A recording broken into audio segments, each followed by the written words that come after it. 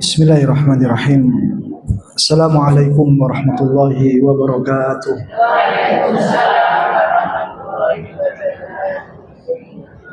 Alhamdulillah alladzi bi ni'matihi tatimmus shalihat. Walhamdulillah alladzi adzina lana bi dzikrih. Allahumma salli wa sallim wa zid wa barik wa an'im ala nabiyyina wa maulana Muhammad sallallahu alaihi wasallam wa ala alihi wa ashabihi wa man tabi'ahum bi ihsanin illa yaumiddin. Segala puji hanyalah milik Allah Subhanahu wa taala. Tentu atas segala curahan nikmatnya seluruh kebaikan-kebaikan menjadi sempurna. Segala puji hanyalah milik Allah Subhanahu wa taala yang masih mengizinkan dan memperkenankan kita untuk mengingatnya, sehingga dengan izin Allah Subhanahu wa taala Allah kuasakan kita untuk menghadiri majelis ilmu dalam rangka untuk mengikuti petunjuk dan ajaran Rasulullah sallallahu alaihi wasallam. Dan kita berdoa semoga salawat, salam, berkah dan nikmat melimpah kepada Nabi besar Muhammad sallallahu alaihi wasallam, kepada keluarganya, sahabat-sahabatnya radhiyallahu anhum ajma'in. Dan semoga kebaikan itu melimpah kepada umatnya yang istiqamah dengan sunnah-sunnah dan ajarannya hatta yaumal qiyamah. Jemaah sekalian rahimani wa rahimakumullah, setelah kita memuji Allah dan bersolawat atas Rasulullah sallallahu alaihi wasallam, marilah senantiasa kita tingkatkan kualitas iman, kualitas Islam yang telah Allah titipkan kepada kita selaku hambanya, mampu menjadikan kita hamba yang taat untuk menjalankan segala perintah-perintahnya. Apa yang kita lakukan waktu demi waktu, hari demi hari, semoga mampu untuk memperbagus keadaan akhirat kita. Karena dominasi ilmu yang akan menjadi kendali bagaimana cara kita memanfaatkan waktu yang telah Allah anugerahkan kepada kita. Ada satu hal yang ingin saya sampaikan kepada seluruh para penuntut ilmu. Yang pertama, untuk ihtimam, untuk perhatian kepada waktu. Karena waktu adalah kunci kesuksesan,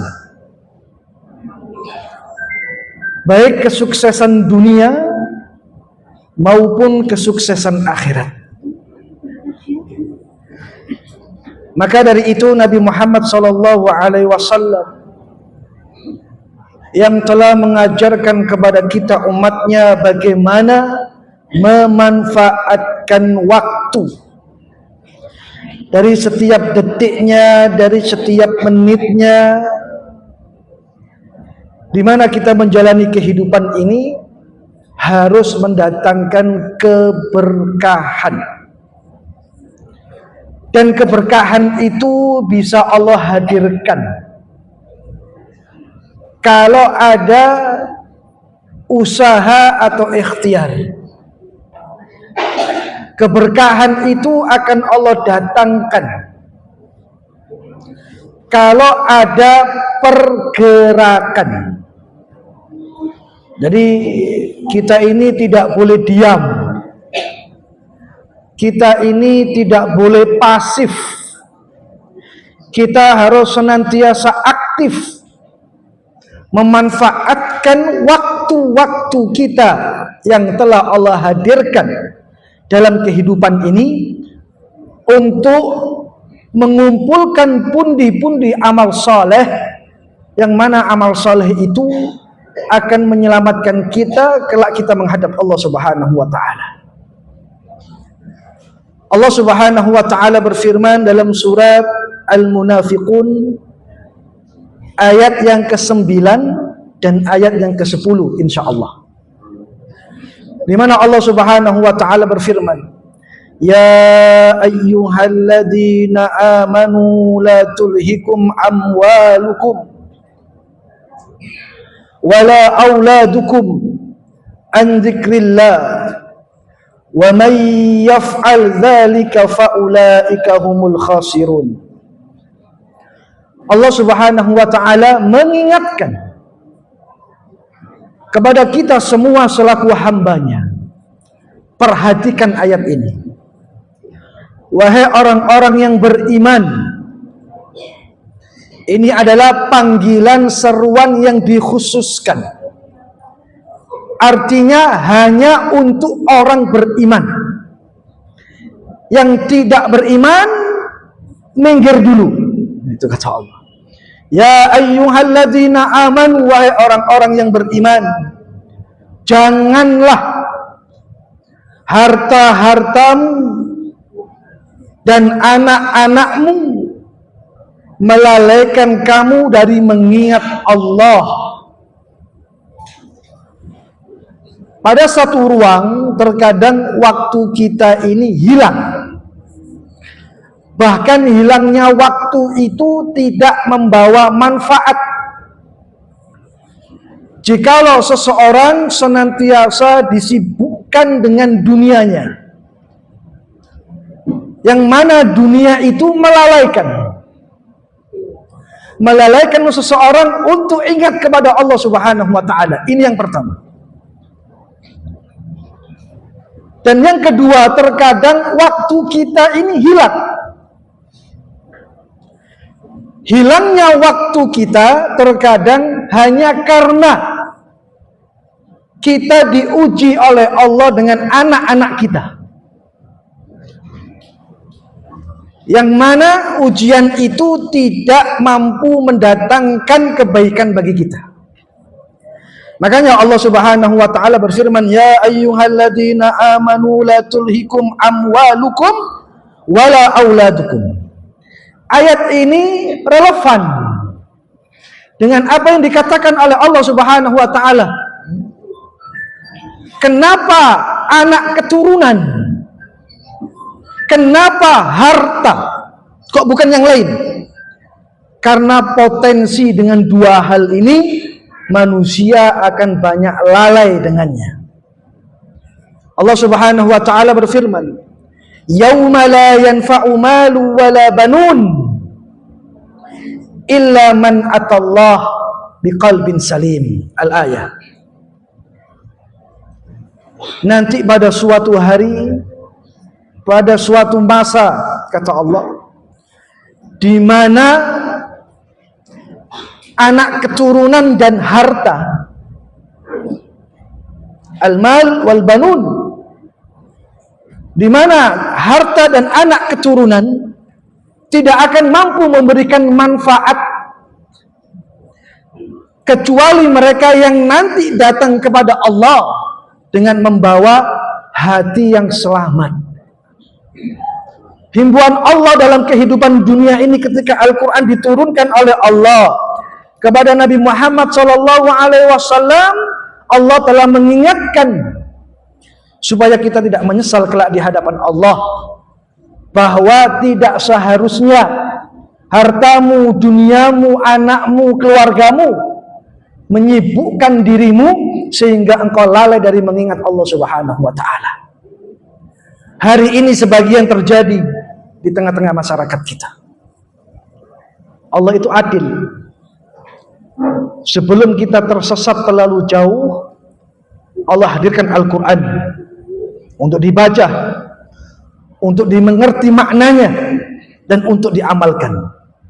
Yang menarik ayat yang ke-10, Bagaimana bentuk penyesalan orang-orang yang tidak mengindahkan, yang mengabaikan peringatan Allah Subhanahu wa taala. Di mana Allah Subhanahu wa taala berfirman, "Wa anfiqu mimma razaqnakum min qabli ayyatiya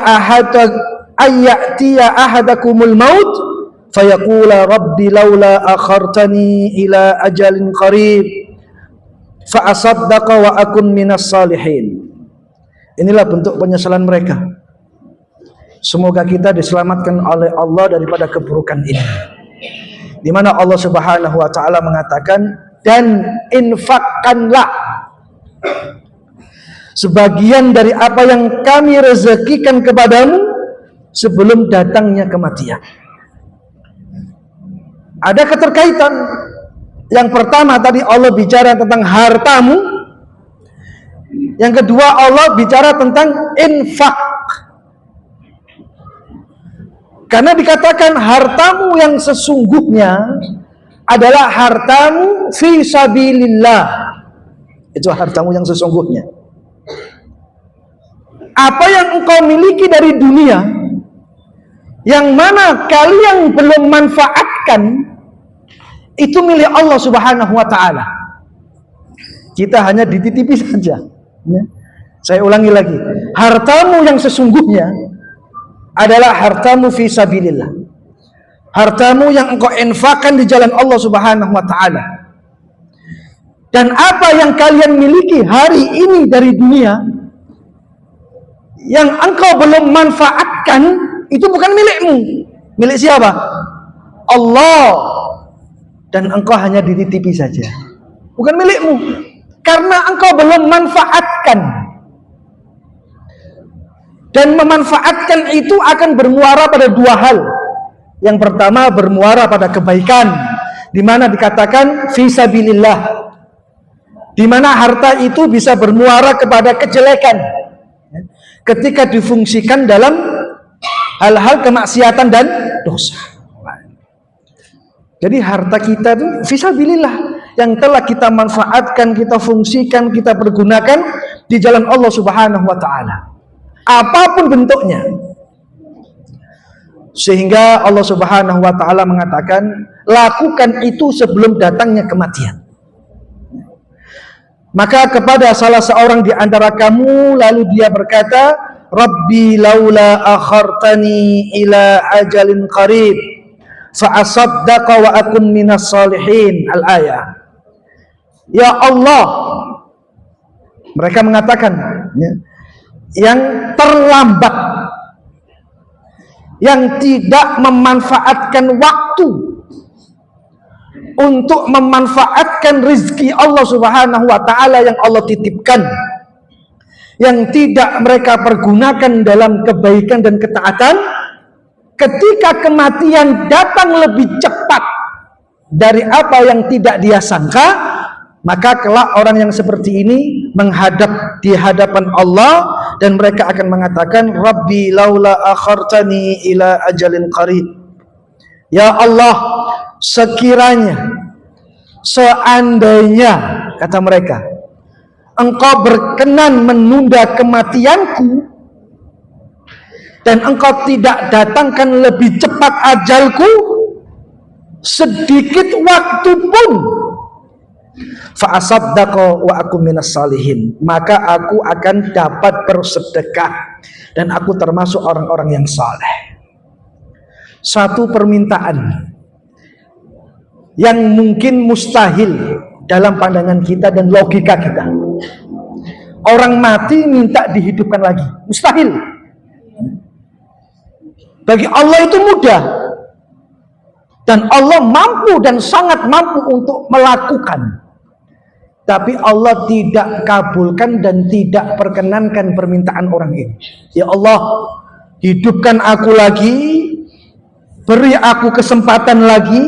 Seandainya engkau tunda ajalku, dengan sedikit waktu saja engkau tambahkan, maka aku akan dapat bersedekah dan aku termasuk orang-orang saleh. Tapi Allah mengetahui tentang hati-hati mereka. Makanya dikatakan, seandainya Allah hidupkan mereka lagi di dunia, maka itu hanya omong kosong saja. Mereka tidak akan berbuat apa yang mereka janjikan kepada Allah Subhanahu. Aku ingin sedekah ya Allah, aku ingin sholat ya Allah, aku ingin beramal saleh ya Allah, yang mana dulu itu semua aku tinggalkan, maka Allah tidak perkenankan. Inilah bentuk penyesalan orang-orang yang tidak bisa memanfaatkan rezeki dari karunia Allah Subhanahu wa taala terkait waktu dan terkait harta. Nah, paham sini Bu ya? Nah, ini. Hari ini apa yang Anda miliki dari keluangan waktu dan keluangan harta, cara berpikir kita adalah bagaimana cara kita manfaatkan dua hal itu sebagai nikmat dari Allah Subhanahu wa taala. Makanya dikatakan ni'matani maghbunun fihima katsirun minan nas. Ada dua nikmat yang mana dengan dua nikmat itu manusia banyak lalai darinya, as-siha wal faragh. Nikmat sehat dan nikmat waktu luang. Makanya dalam Al-Quran Allah banyak sekali bersumpah atas nama waktu, wal asr, wad duha, wal fajr, wal laili, dan seterusnya. Karena waktu merupakan satu nikmat yang harus diperhatikan benar-benar oleh orang-orang yang hatinya diterangi dengan ilmu. Waktu adalah karunia, khairun minad dunya wa ma fiha. Mungkin nikmat waktu itu lebih baik daripada dunia dan seisinya. Yang mana waktu ini nggak bisa diperjualbelikan, nggak bisa.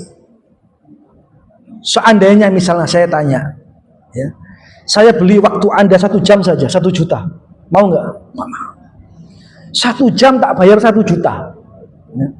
Dengan harapan hidup saya akan lebih panjang 1 jam daripada hidup Anda, misalnya gitu. Waktu bukan sesuatu yang diperjualbelikan, bukan. Dan saya yakin Anda tidak akan menjual waktu Anda dengan nominal seberapapun besarnya, nggak akan mungkin. Karena waktu adalah karunia nikmat dari Allah yang harus dijaga, yang harus dimanfaatkan. Tidak hanya sebatas hitungan detiknya, menitnya, jamnya, hari, pekan, bulan, tahun, tidak. Bagaimana berjalannya waktu menuntut kita supaya amal kita terus bertambah. Dengan berjalannya waktu menuntut kita bagaimana amal kita tidak boleh berhenti, terus berjalan dan terus bertambah. Kita ini lemah, gak punya kekuatan apapun untuk menghentikan waktu, gak bisa. Kita ini lemah, gak ada daya upaya untuk menghentikan umur atau menolak tua, gak bisa. Kalau Allah datangkan masa-masa itu, bagaimana cara kita semakin waspada dan mempersiapkan diri? Apa kata Rasulullah? A'maru ummati ma baina sittina ila sab'in. Atau kama qala Rasulullah, umur umatku itu 60 sampai 70. Sing 60 siap-siap, Mbah nggih. Siap-siap. Sing 70 luwih siap-siap maneh. Rasulullah pun tidak mengetahui tentang rahasia kematian. Hanya Allah sampaikan kullu nafsin dha'iqatul maut. Setiap yang bernyawa pasti akan mati. Tapi Rasulullah hanya bisa menyampaikan kepada umatnya atas dasar wahyu yang Allah sampaikan kepadanya. Umur umatku itu antara 60 sampai 70 tahun saja. Enggak lama, sebentar. Waktu demi waktu kita semakin tua, semakin lemah, semakin tidak berdaya. Makanya Rasulullah mengatakan ikhtanim khamsan qabla khamsin, jagalah yang 5 sebelum datang yang 5. Manfaatkan masa mudamu sebelum datang masa tuamu, manfaatkan masa luangmu sebelum datang masa sibukmu, dan lain sebagainya. Manfaatkan masa sehatmu sebelum datang masa sakitmu. Kalau sudah tua, Mbak, penyakit itu teko kabeh.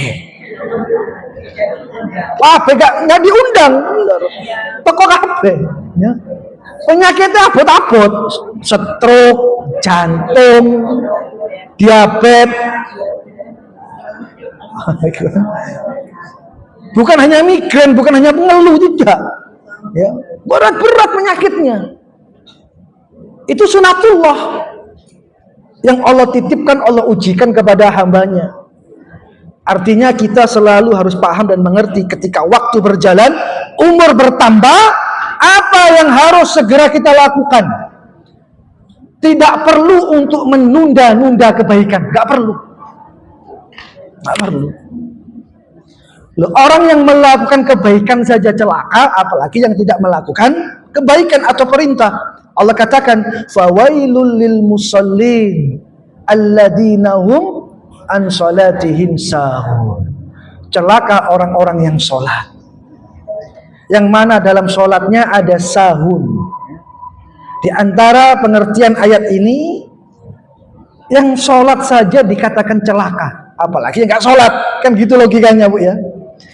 Yang berbuat kebaikan saja, ya, dalam pandangan mereka kok celaka, apalagi yang tidak berbuat kebaikan. Tapi Allah memberikan indikasi, ya. Orang yang celaka dalam sholatnya, sekarang kita belajar untuk mengukur sholat kita. Orang yang celaka dalam sholatnya, satu indikasinya adalah ta'khiru min awqatiha. Dia melakukan sholat, ya dia sholat, tapi dia melakukan pada akhir waktunya. Ini sahun. Dia sholat zuhur tapi 2:30. Nah, dia sholat asar tapi maghrib kurang 5 menit. Nah, ini orang yang celaka dalam sholatnya. Artinya apa? Kita masih belum optimal untuk memanfaatkan waktu dalam menunaikan ketaatan. Apa Allah katakan? Inna sholata kanat 'alal mu'minina kitaban mawquta. Yang mana sholat itu bagi orang mukmin waktunya telah ditetapkan oleh Allah Subhanahu wa taala. Dalam hal sholat saja kita tidak mampu menunaikan tepat waktunya. Semua, termasuk saya, belajar bagaimana memproses diri ini untuk senantiasa istiqamah, ya. Tidak mengakhirkan, menunda kebaikan-kebaikan yang Allah perintahkan. Karena ini berkaitan dengan waktu. Supaya nanti kita tidak menyesal ketika di hadapan Allah Subhanahu wa taala. Jamaah sekalian rahimani wa rahimakumullah. Yang pertama, waktu adalah modal yang paling besar. Kalau kita hidup di dunia ini kita butuh modal sebenarnya. Modal yang paling besar bagi seorang hamba adalah berkaitan dengan waktunya. Sehingga seorang ulama, ya, Ibnu Uqail, dia mengatakan potensi yang paling besar yang orang cerdik memilikinya untuk kesuksesan dirinya adalah waktunya. Jadi waktu ini adalah potensi kekayaan untuk dimanfaatkan. Yes. Kekayaan itu hitungannya bukan harta, bukan nominal, bukan uang, bukan. Orang yang paling kaya adalah orang yang mampu memanfaatkan waktunya. Orang yang paling sukses adalah orang yang bisa memfungsikan waktunya dalam kebaikan. Itu yang paling kaya, yang paling sukses. Masya Allah.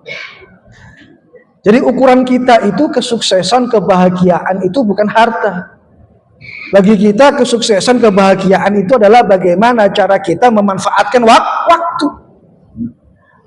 Terkadang kita ketika dihadapkan pada dua hal, untuk memilih salah satu dalam dua hal itu terkadang kita berpikir lama.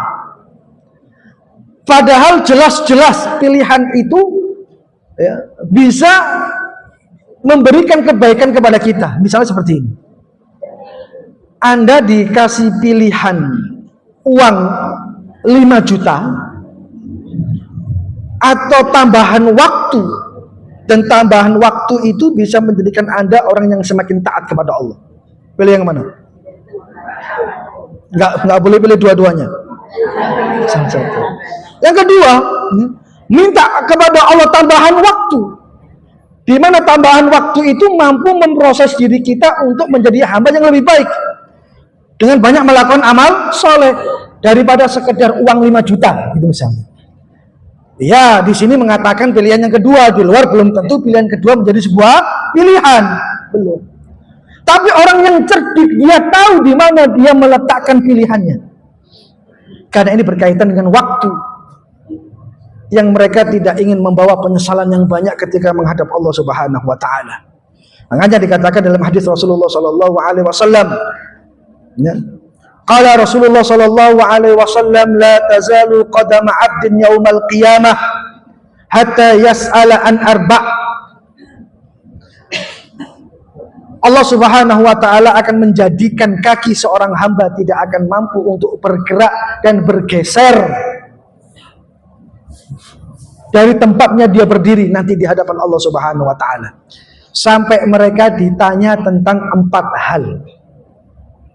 Dalam kajian ini yang terikat dengan materi, satu di antara 4 hal itu apa? An umrihi fima afna. Allah akan tanya umurnya, Allah akan tanya waktunya, untuk apa dia habiskan, untuk apa dia fungsikan. Tanya, nggak ada yang gratis. Makanya Allah katakan, "Famay ya'mal misqala dzarratin khairan yarah, wa may ya'mal misqala dzarratin syarran yarah." Enggak ada yang gratis, enggak ada yang gratis. Semua akan dimintai pertanggungjawaban oleh Allah Subhanahu wa taala, satu persatu. Enggak rombongan, enggak boleh diwakili, satu persatu akan ditanya oleh Allah. An umrihi fima afna. Umurnya, waktunya untuk apa dia habiskan, untuk apa dia fungsikan. Dan pertanyaan ini pasti mutlak akan ditanyakan oleh Allah Subhanahu wa taala. Makanya hadis ini mengandung makna yang sangat mendalam. Waktu adalah modal yang paling utama yang Allah titipkan, manfaatkan. Dengan modal itu kita ingin berbuat apa? Baik. Apakah dengan modal itu kita mengumpulkan pundi-pundi amal saleh? Apakah dengan modal itu kita berbalik arah, suka melakukan maksiat dan dosa? Karena waktu adalah modal yang paling utama, bukan sekedar alat yang Allah ciptakan untuk hambanya, tidak. Makanya orang yang cerdas bukan hanya orang yang pandai berpikir, pintar berpikir. Orang yang pandai itu apa sih, Bu? Orang yang pintar mengelola waktunya, itu yang pandai. Kalau ada orang tidak pandai mengelola waktunya, ini akan memberikan mudarat bagi akhiratnya. Kalau bagi orang beriman, bagi dua-duanya, dunia dan akhiratnya. Loh, orang saja berurusan dengan dunia, berkaitan dengan waktunya, mereka akan habis-habisan, akan totalitas. Ya. Kalau Anda pergi ke Jepang misalnya, Jepang itu negara paling disiplin. Bagaimana ketika dia berangkat dari rumah, ya, naik sarana kendaraan apa yang harus dia naiki, sampai kantor jam sekian, pekerjaan yang dia lakukan, pulang jam sekian, ketika pulang tidak boleh tertinggal kendaraan, dan lain sebagainya. Termasuk analoginya kita di dunia ini, kalau berkaitan dengan waktu, kita ini akan habis-habisan. Ya. Itu berurusan dengan sesuatu yang akan ditinggalkan. Ya, makanya ada satu pernyataan, banting tulang, peras keringat, berangkat pagi, pulang malam. Lapo? Golek dunia. Boleh nggak? Boleh, sah saja. Tapi konsekuensinya, ketika Anda membuat statement pernyataan itu, sejauh mana nilai ketaatan Anda kepada Allah Subhanahu wa taala? Kalau urusannya hanya banting tulang, peras keringat, berangkat pagi, pulang malam, kapan ibadahnya? Nah, kalau mengejar dunia saja mati-matian, apakah kita nggak mau mengejar akhirat dengan mati-matian? Nah, jadi orang beriman itu adalah orang yang pintar, orang yang cerdas, orang yang mampu untuk mengelola waktunya. Kapan interaksi dia dengan dunianya, kapan interaksi dia dengan akhiratnya. Ini kan pertanyaan untuk kita semuanya. Ruang ibadah ini terbuka lebar, yang Allah perkenankan untuk hambanya. Terkadang sedikit yang mau memasuki ruang itu. Ketika ruang ibadah Allah buka seluas-luasnya, Allah perkenankan makanya Allah panggil, ya ayyuhalladzina amanu, hei orang-orang beriman, ayo, kata Allah, ayo. Ya. Inilah kebaikan yang balasannya surga dengan rahmat Allah Subhanahu wa taala. Makanya Rasulullah mengatakan, kullu ummati yadkhulunal jannah. Seluruh umatku akan masuk surga. Enak tadi umat Rasulullah niki. Dapat jaminan masuk surga. Mutlak.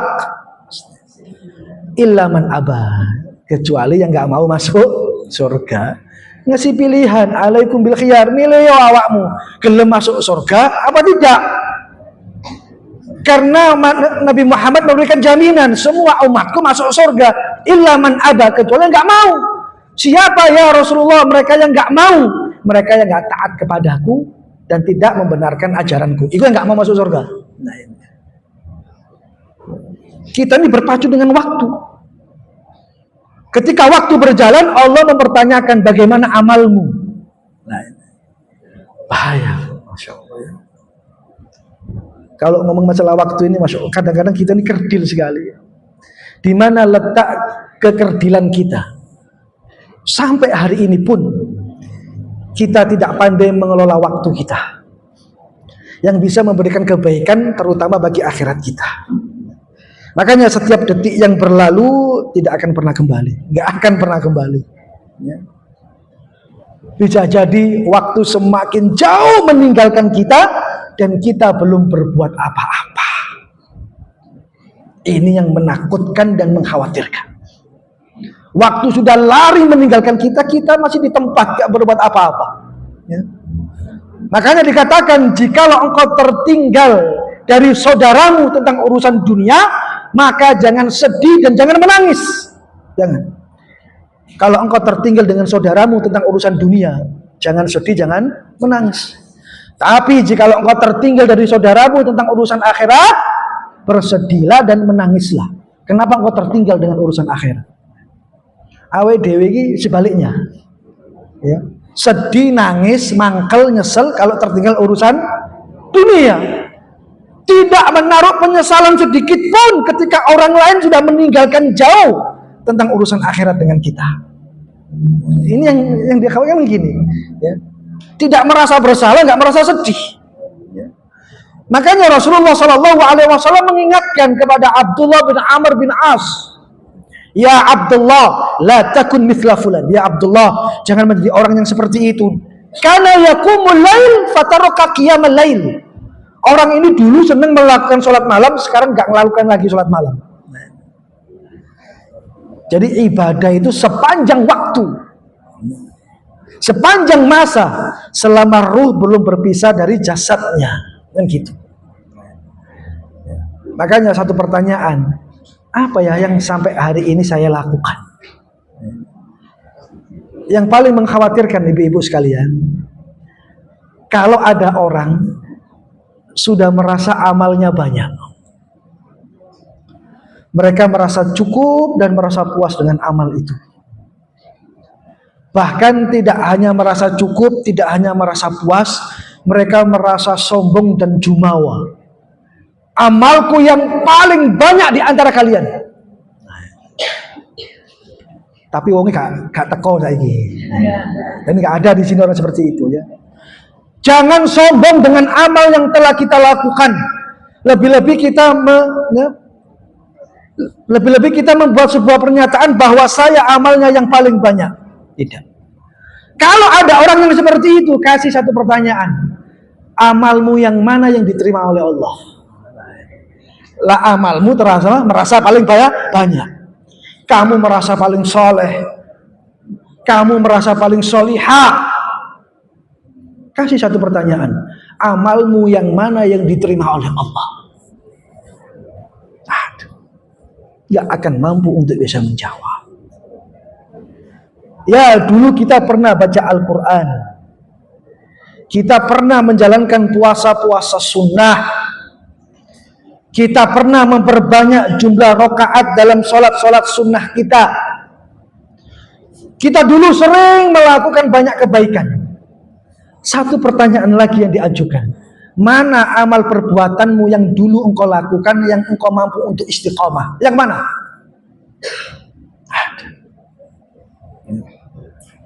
Dengan 2 pertanyaan itu aja, ya, kita ini kecil di hadapan Allah Subhanahu wa taala. Amalmu yang mana yang diterima oleh Allah kalau engkau merasa paling solihah di antara yang lain? Amalmu yang mana yang engkau bisa istiqamah kalau engkau merasa paling banyak amalnya? Jawab. Inilah kita yang tidak pandai untuk menata hati dan mengelola waktu. Minta petunjuk pada Allah Subhanahu wa taala. Semoga waktu ini berkah. Semoga umur ini berkah. Dan kita bisa optimalkan setiap nikmat yang Allah titipkan pada diri kita. Jamaah sekalian, rahimani wa rahimakumullah. Ada satu syair yang memberikan peringatan dan motivasi. Kurang lebih seperti itu. Di mana syair ini mengajarkan kepada kita jangan menunda-nunda kebaikan.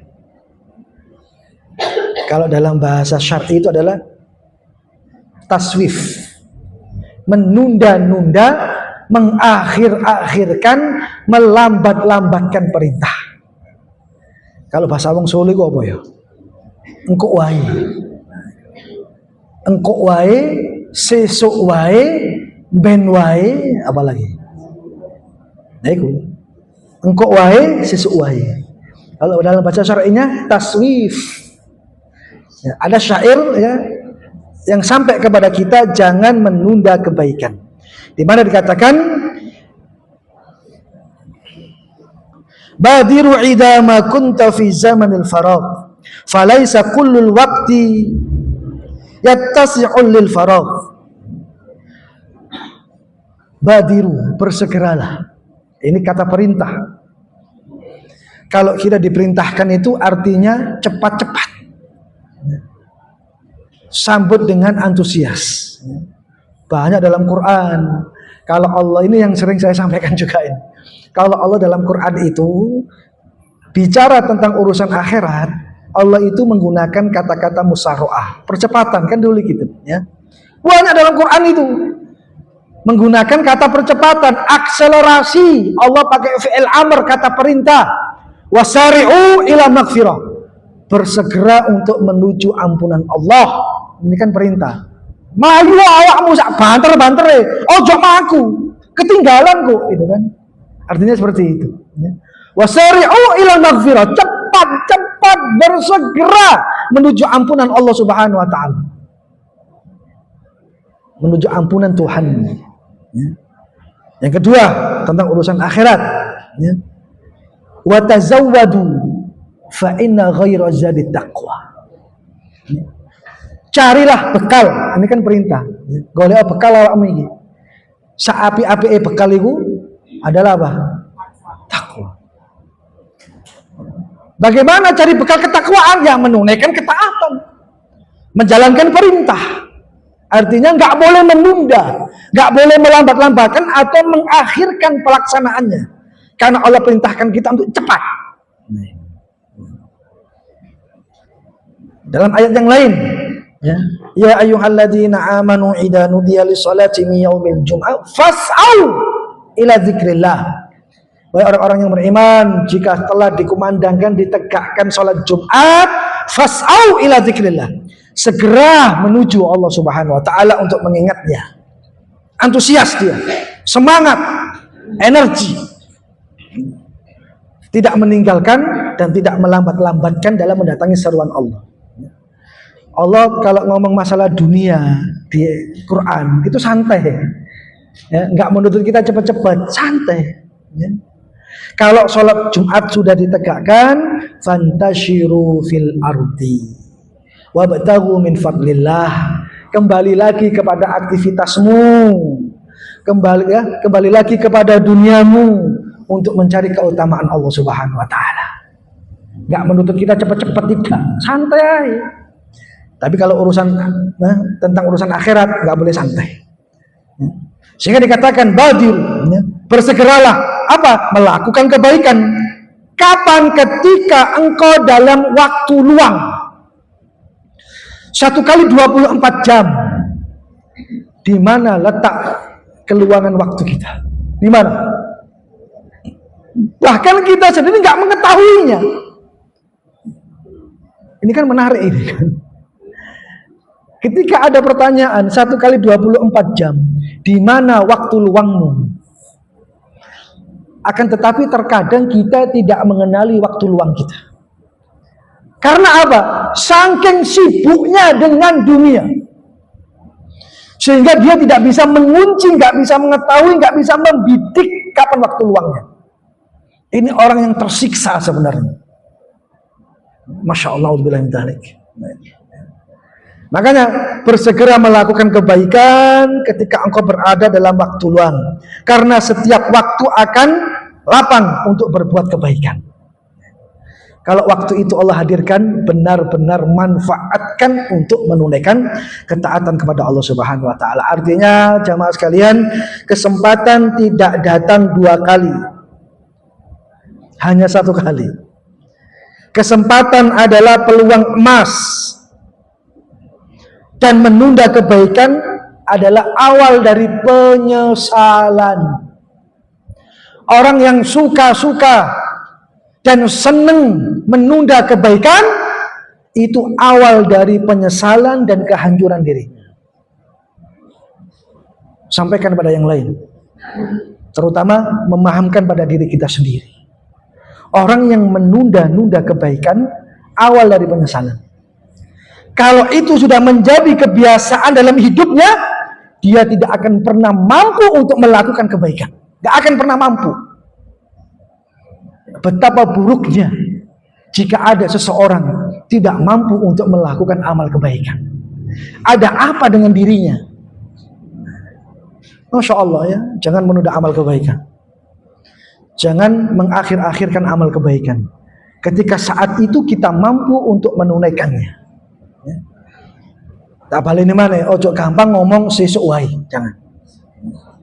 Besok itu urusan Allah. Urusan kita dengan Allah adalah hari ini.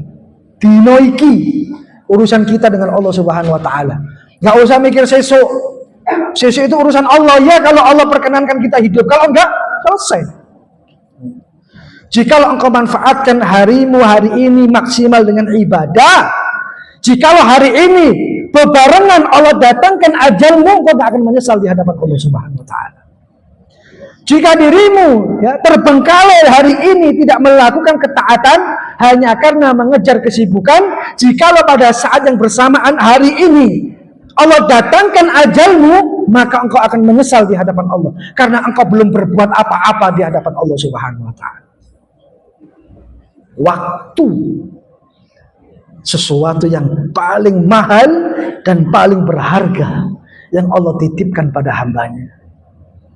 Jamaah sekalian rahimani wa rahimakumullah. Makanya al-kayyisu, orang yang cerdas adalah orang yang senantiasa mau untuk memuhasabah dirinya. Wa amila lima ba'dal maut. Orang yang cerdas adalah orang yang terus beramal di dunia untuk menyambut kehidupan setelah kehidupan dunia, yaitu kehidupan akhirat. Itu orang yang pintar itu ya. Makanya orang yang cerdik, orang yang cerdas terhadap waktunya adalah dalam pandangan Islam yang pertama, mengisi waktunya dengan amal saleh. Mana dalilnya? Wal asri innal insana lafi khusr illa alladziina amanu wa amilus shalihat. Al-ayat. Demi masa, kata Allah, sungguh seluruh manusia dalam keadaan rugi kecuali orang-orang beriman dan mereka yang melakukan amal saleh. Jadi orang yang cerdik, orang yang pintar terhadap waktunya adalah mereka mengisi waktunya dengan amal saleh. Amal saleh itu banyak. Saking banyaknya, masih banyak yang belum kita jamah. Amal saleh. Amal soleh itu banyak. Saking banyaknya, masih banyak yang belum kita sentuh. Dengan itu pun kita sudah merasa kalau amal kita sudah banyak. Oh tidak, belum ada apa-apanya. Makanya terus beramal. Semoga amal itu bisa menyelamatkan kita dari azab Allah Subhanahu wa taala. Yang kedua, orang yang cerdik dengan waktunya dan dia pandai mengelola waktunya, dia mengutamakan kewajiban sebelum melakukan yang lain. Dia mengutamakan kewajiban-kewajiban yang Allah bebankan pada dirinya sebelum melakukan yang lainnya. Ini orang yang cerdas. Terkadang orang berpikir sebaliknya. Mereka mengutamakan sesuatu yang mana sekalipun Allah tidak perintahkan, bahkan Allah melarangnya, dan mereka terbengkalai dengan kewajiban-kewajibannya. Cara berpikir orang beriman itu sebaliknya tadi yang pertama, mengutamakan kewajiban sebelum melakukan yang lain. Yang ketiga, tidak menunda-nunda kebaikan. Yang keempat, menyadari bahwa waktu adalah umur dan bagian dari umur yang akan dihisab oleh Allah Subhanahu wa taala. Waktu itu bagian dari umur yang nanti akan dihisab oleh Allah Subhanahu wa taala. Yang tadi saya sampaikan, an umrihi fi ma'afna, atau kama qala Rasulullah sallallahu alaihi wasallam, akan ditanya tentang umurmu. Kalau lebih spesifik lagi, engkau akan ditanya tentang masa mudamu. Awakmu iki biyen enom iku apa wae? Akan ditanya sama. Makanya sebelum datang masa tua, manfaatkan masa muda. Karena di sini semua menolak tua dan merasa muda semuanya. Alhamdulillah. Semoga Bu sehat walafiat ya. Seger waras, umur panjang, harta berkah, umur pun juga berkah. Supaya tidak pesimis, aku ini tua aja, gak usah. Semangat muda itu dibutuhkan, sekalipun umur bertambah. Sampai ojo kalah ambek sing nom. Nah ini kan. Dan kita melihat kadang-kadang sing enom kalah sing tua iku akeh ya, alhamdulillah. Dalam urusan akhirat. Makanya sing ngaji ini paling akeh mbah-mbah memang. Alhamdulillah. Barakallahu fikum ya. Masya Allah. Masya Allah masih muda ya. Masya Allah. Inilah ya perjalanan hidup memang, Masya Allah. Yang sudah umur sebaya, yang sudah ingin mendekati ya, itu. Apa yang harus kita lakukan? Persiapkan segala sesuatunya supaya kita menyadari bahwa waktu adalah bagian dari umur yang akan dihisab oleh Allah Subhanahu wa taala. Jamaah sekalian rahimani wa rahimakumullah, yang terakhir ya, bagaimana cara mengoptimalkan waktu? Langkah apa yang harus kita lakukan supaya waktu yang Allah titipkan kepada kita bisa kita optimalkan, bisa kita maksimalkan? Apa yang harus kita lakukan? Yang pertama, niatkan setiap aktivitas sebagai ibadah. Niatkan setiap aktivitas sebagai ibadah, karena aktivitas tidak lepas daripada waktu. Niat ini urusannya hati. Makanya kalau niat ini urusannya hati berkaitan dengan ibadah, jangan ada kepentingan pribadi atau kepentingan dunia. Ikhlas lillahi ta'ala. Supaya waktu yang kita berikan gak sia-sia. Di mana ketidaksia-siaan itu bernilai ibadah. Artinya setiap aktivitas niatkan sebagai ibadah. Bahkan hal yang sifatnya duniawi bisa bernilai akhirat jika niatnya benar. Urusan dunia saja, kalau niatnya akhirat jadi benar. Karena memang semua amal itu dibangun dengan niat yang benar. Dan Anda satu dengan yang lain, kita dengan satu yang lain gak akan tahu dan tidak akan pernah tahu bagaimana niat kita masing-masing. Apakah murni lillahi ta'ala, apakah ada kepentingan-kepentingan lain yang merusak esensi daripada niat lillahi ta'ala itu sendiri. Nah, itu. Anda ngaji ini apa? Niat. Apa niat Anda? Wallahu ta'ala. Ya. Kalau saya boleh berhusnudzan, insya Allah niat Anda semua ikhlas lillahi ta'ala. Tidak hanya berkumpul, ya, bertegur sapa, ya, mengisi kekosongan waktu, tidak. Ikhlas lillahi ta'ala. Ini yang pertama, cara mengoptimalkan waktu. Karena amal memang membutuhkan waktu. Yang kedua, buat skala prioritas. Apa yang harus didahulukan? Terkadang kita ini masih mendahulukan yang gak penting kadang-kadang. Masih sering mendahulukan yang gak penting kita ini.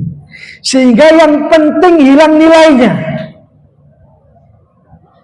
Makanya cara yang kedua untuk mengoptimalkan waktu buat skala prioritas. Dahulukan yang wajib, lalu yang sunnah, lalu yang mubah. Nah, itu bahasanya yang halal. Yang wajib-wajib dulu, baru yang sunnah. Kalau yang sunnah sudah tertunaikan, baru yang mubah. Kita ini senang disibukkan dengan perkara-perkara mubah, yang sunnah hilang nilainya, yang wajib pun juga hilang nilainya. Kita ini masih senang disibukkan dengan perkara-perkara mubah.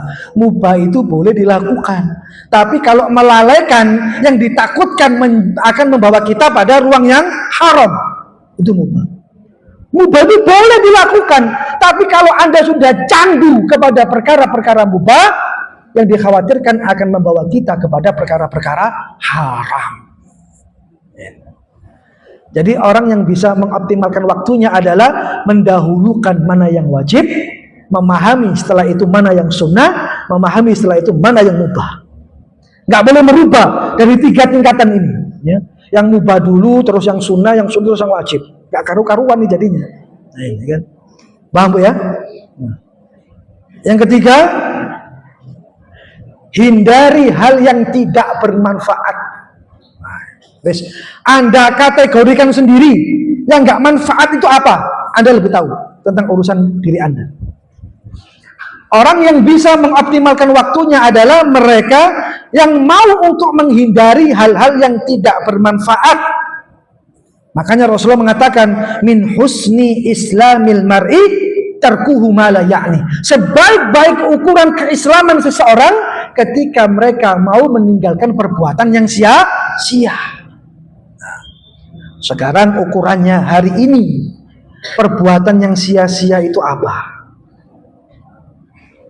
Yang paling faktual sajalah dan aktual apa? Scrolling. Tahu scrolling? HP scrolling.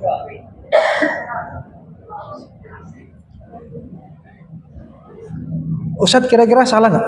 Nggak salah. Tapi kalau melalaikan dan kebanyakan melalaikan, jatuhnya dihukumi nggak manfaat. Scrolling HP, TikTok. Nah, alhamdulillah saya punya HP tapi nggak ada TikToknya di sini. Kalau saya butuh ya lihat punya teman saya aja, karena memang tidak terlalu butuh untuk itu. Anda pahami sendiri, karena Anda lebih tahu tentang kesibukan Anda, tentang aktivitas Anda. Orang yang mampu mengoptimalkan waktunya, orang yang meninggalkan hal yang sia-sia, nggak manfaat. Ya. Ngaji scrolling, nah, nunggu iqamah scrolling, gitu. Apalagi, wes pokok hidupnya scrolling pokoklah. Gitu kan. Yang paling banyak umat hati ini mesti scrolling Shopee kadang-kadang. Jual beli online, scrolling ya. Ustadz ngaji wes gak peduli, pokok scrolling ya. Cari diskon yang paling murah. Gitu. Cari harga yang paling murah, diskon yang paling banyak. Lah. Kalau ada. Gitu kan. Ini satu contoh aja dari saya itu kan, mungkin Anda punya ya cara pandang lain, apa yang nggak manfaat masih banyak, itu yang kita tinggalkan supaya waktu kita maksimal untuk kita mengoptimalkan. Yang keempat, cara mengoptimalkan waktu. Isi waktu luang dengan kebaikan. Isi waktu luang dengan kebaikan. Makanya Rasulullah itu mengetahui standar amal kita, kemampuan kita. Apa kata Rasulullah? Khairul a'mal atwamuha wa in qalla. Amal yang baik itu yang sedikit tapi istiqomah. Gak usah akeh-akeh, Bu. Kalau urusan baca Quran, gak usah one day one juice, kakean. Wah, punya program one day one juice. Boleh nggak? Boleh, silakan. Tapi konsekuensinya Anda bisa nggak memastikan kalau orang sudah baca sehari 1 juz besok baca Quran lagi? Gak ada jaminan. Kakean, kelenger, bosen. Tapi kalau Anda mampu melakukan, alhamdulillah, untuk bisa mengistiqomahkan banyak orang dengan program Anda, silakan. Tapi kalau kita mengukur batas kemampuan kita, ya, untuk disibukkan dengan perkara-perkara yang baik, masa nggak mampu satu hari satu halaman? Satu hari satu halaman saja. Gak iso. Satu hari satu ayat. Gak iso. Wallahu ta'ala a'lam. Kita sendiri yang bisa mengukur kapasitas kemampuan kita untuk menghindari hal-hal yang gak manfaat, untuk mengoptimalkan waktu. Sibukkan diri Anda dengan kebaikan-kebaikan. Misalnya apa? Tadi saya sampaikan, banyak-banyak baca Quran, tapi rutin dan istiqomah, gitu kan? Akeh gak popo ya. Kalau urusan 5 juz satu hari itu urusan santri menghafal Quran itu memang harus. Satu hari 5 juz, satu hari 1 juz ya. Kalau ummahat bisa ya silakan. Gak ada yang melarang. Lebih banyak lebih baik. Tapi sanksi dan konsekuensinya istiqomah tidak lah. Yang dikhawatirkan setelah baca banyak besok gak ngaji lagi. Seakan-akan dia sudah merapel amal kebaikan. Wis tak rapel sajalah ya. Hari ini tak entek-entekno tak pol-polno, sesuk wis gak usah ngaji nih. Iki ono wong kok ngene iki ada. Disibukkan dengan baca Al-Qur'an. Apa sesuatu yang paling mudah? Gratis, gak membutuhkan biaya, gak membutuhkan tenaga. Apa? Zikir. Memperbanyak kalimat thayyibah. Subhanallah, subhanallah, subhanallah, subhanallah. Allahu akbar, Allahu akbar. Waktu yang berjalan diikuti dengan kebaikan, itu yang benar. Ya. Daripada ghibah. Tapi haji ini nggak ada yang ghibah, insyaallah. Enggak hari ini kan. Dan jam ini nggak tahu lagi kalau jam yang lain. Loh, kita ini masih disibukkan dengan perkara-perkara yang nggak manfaat dan kita senang. Dan kita menikmati kadang-kadang itu kan. Yang lain pun belum terjamah, belum tersentuh. Kenapa masih bermain dengan sesuatu yang gak datang manfaat? Tadi saya katakan, kadang-kadang menikmati dia. Enak ya ternyata ya. Itu bahaya itu kan. Kalau menikmati kemaksiatan dan dosa, ini bahaya. Yang terakhir, cara untuk mengoptimalkan waktu. Evaluasi harian. Artinya, tanya pada diri sendiri. Apa pertanyaan itu? Hari ini amalku bertambah atau tidak? Nah, itu pertanyaan. Banyak-banyak membuat pertanyaan untuk diri sendiri. Pertanyaan itu sederhana ibu-ibu sekalian.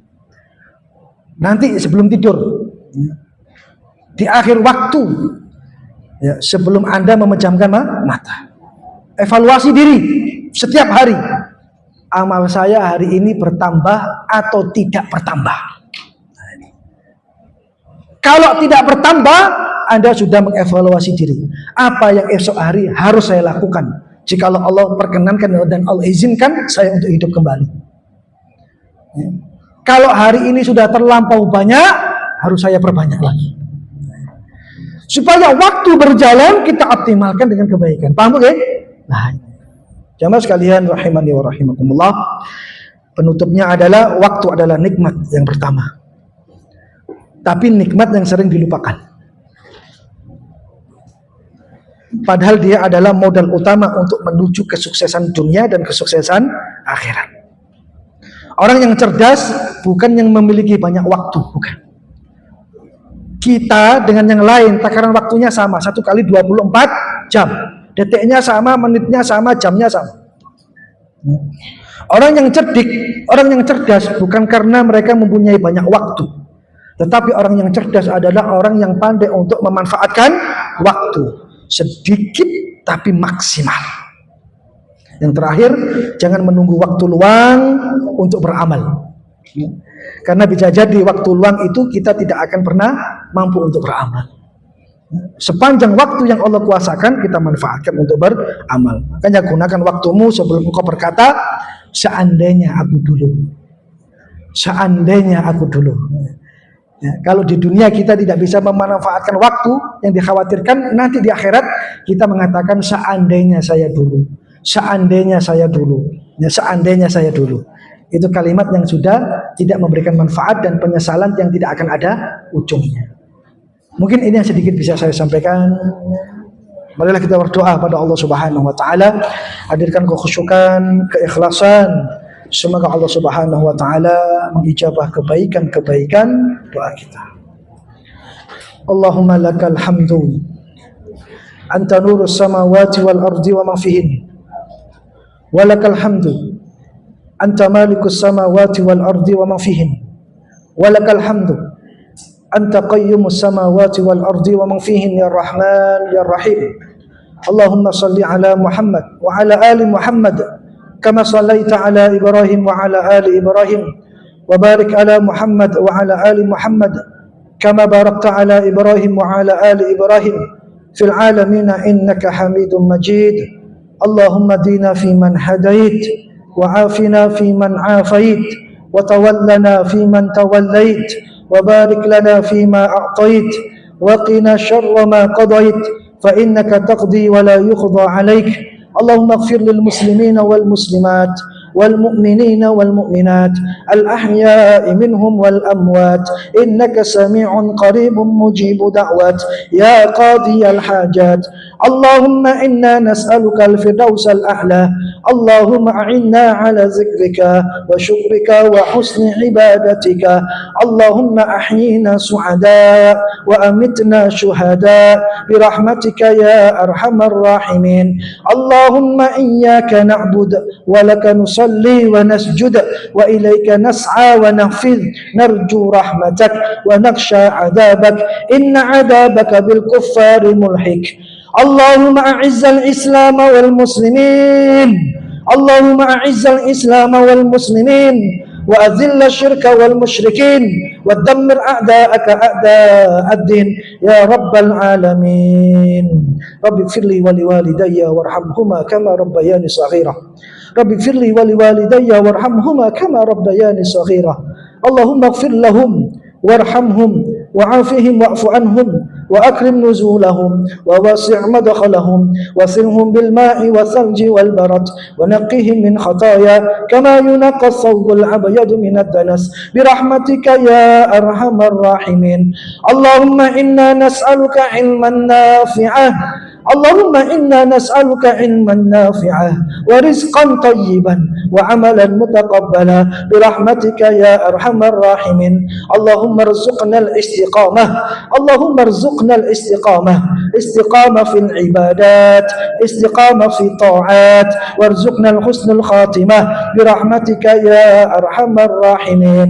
ربنا هب لنا من أزواجنا ربنا هب لنا من أزواجنا وذرياتنا قرة أعين واجعلنا للمتقين إماما.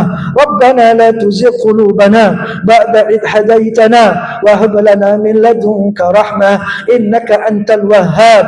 ربنا لا تؤاخذنا إن نسينا أو أخطأنا. ربنا ولا تحمل علينا إصرا كما حملته على الذين من قبلنا. ربنا ولا تحملنا ما لا طاقة لنا به واعف عنا واغفر لنا وارحمنا أنت مولانا فانصرنا على القوم الكافرين برحمتك يا أرحم الراحمين. اللهم إنا نعوذ بك من عذاب جهنم. اللهم إنا نعوذ بك من عذاب جهنم ومن عذاب القبر ومن فتنة المحيا والممات ومن شر من فتنة المسيح الدجال يا رب العالمين. ربنا آتنا في الدنيا حسنة وفي الآخرة حسنة وقنا عذاب النار. وصلى الله على نبينا محمد وعلى آله وصحبه وسلم والحمد لله رب العالمين. Jikalau ada salah dalam pembacaan ayat, pembacaan hadis, penyampaian kisah, semoga Allah memaafkan saya dan jamaah sekalian. Kalau ada baik dan benar, pastilah datangnya dari Allah Subhanahu wa taala. Aqulu qali hadza astaghfirullah wa lakum. Assalamualaikum warahmatullahi wabarakatuh.